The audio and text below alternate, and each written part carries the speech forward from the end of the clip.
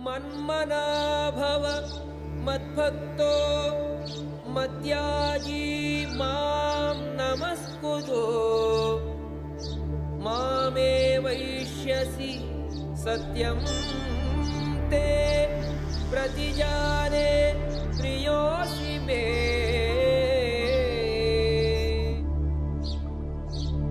सदैव मेरा चिंतन करो, मेरे भक्त बनो, मेरी पूजा करो और मुझे नमस्कार करो। इस प्रकार तुम निश्चित रूप से मेरे पास आओगे। मैं तुम्हें वचन देता हूं क्योंकि तुम मेरे परम प्रिय मित्र हो। ये उपदेश थे धरती पर अवतरित भगवान श्री कृष्ण के, जो उन्होंने अपने भक्त अर्जुन को भगवद गीता के अंतिम अध्यायों में दिए थे। और ऐसे जन्म हुआ श्री कृष्ण चेतना की एक नई धारा का, एक आध्यात्मिक जीवन शैली जिसके स्रोत हैं प्रभु श्री कृष्ण की भक्ति और उपासना। 5000 वर्षों बाद प्रारंभ हुआ एक आंदोलन जिसका उद्देश्य था कृष्ण चेतना को पुनर्जन्म देना और विश्व भर में प्रचारित करना। भगवान श्री कृष्ण के परम भक्त और आचार्य श्रीला प्रभुपाद ने श्री कृष्ण चेतना के पवित्र विचार को विश्व भर में प्रसारित किया और 108 कृष्ण मंदिरों की स्थापना की।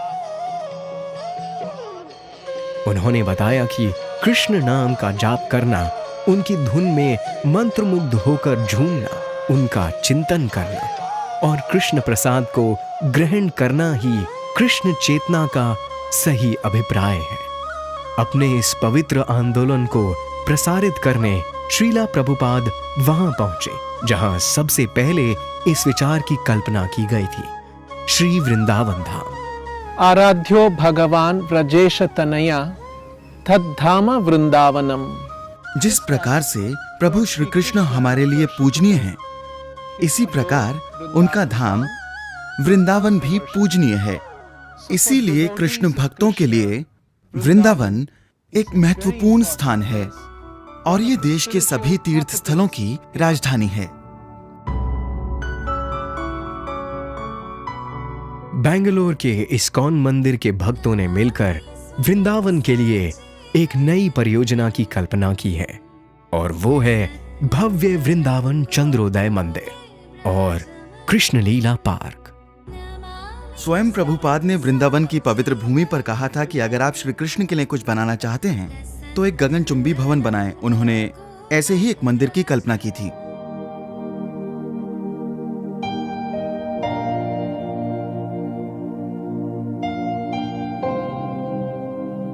हमने सपना देखा था एक स्मारक रूपी प्रतिष्ठित मंदिर बनाने का। श्री कृष्ण ने हम सबके जीवन में जो कृपा की है, उस सब के लिए हमारी ओर से श्रद्धांजलि।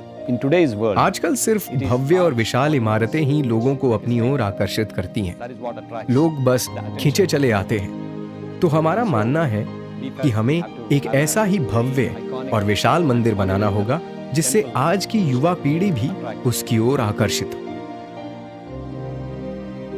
वृंदावन के बीचों बीच लगभग 65 एकड़ में फैले इस मंदिर का फुटप्रिंट भी लगभग 5.5 एकड़ का है और 700 फीट या 70 मंजिल ऊंचा है।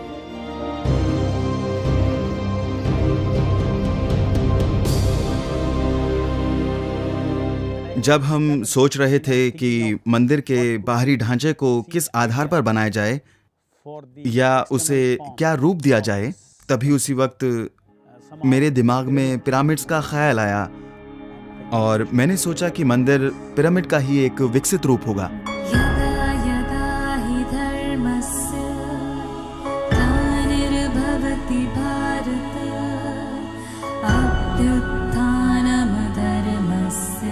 जो भी लोग इस मंदिर से जुड़ेंगे उन्हें मौका मिलेगा वैदिक ज्ञान से जुड़ने का, साथ ही साथ सभी सांस्कृतिक तत्वों को जानने का, उनमें हिस्सा लेने का जो हमारे आध्यात्म पर आधारित हैं।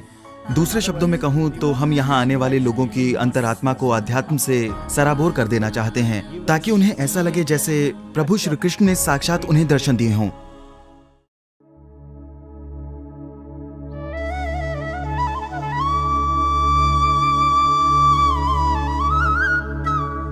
मंदिर के चारों ओर फैला है वृंदावन का 30 एकड़ वन, जिसे एक नया जन्म दिया गया है।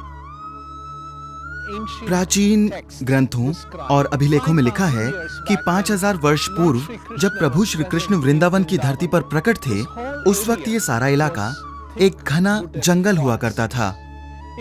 ग्रंथों का कहना है कि उस वक्त ब्रजभूमि पर 12 अलग अलग तरह के जंगल हुआ करते थे। हमारी इस परियोजना में हमने यमुना का छोटा प्रतिरूप भी रखा है, जो कि लोगों को जंगल की तरफ और आकर्षित करेगा।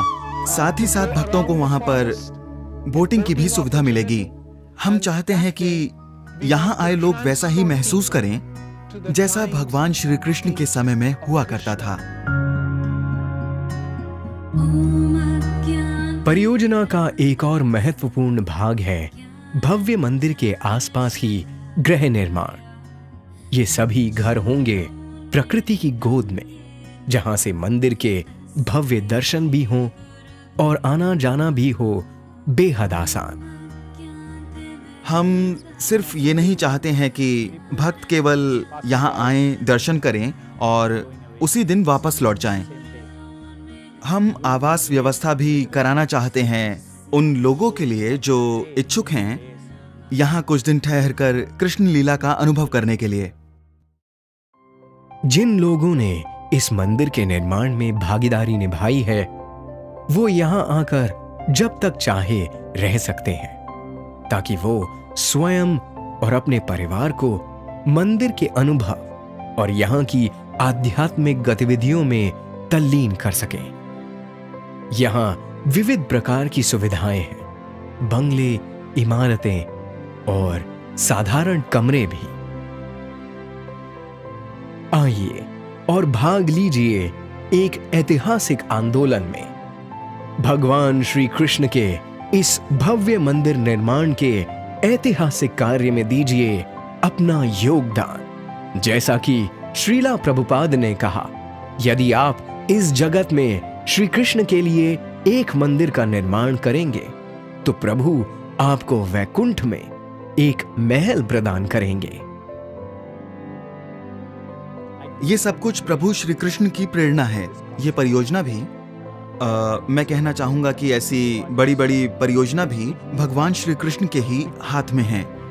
आजकल लोगों के जीवन में बहुत जानकारी है, मनोरंजन है, सक्रियता है, किंतु शहरों में शांति नहीं है।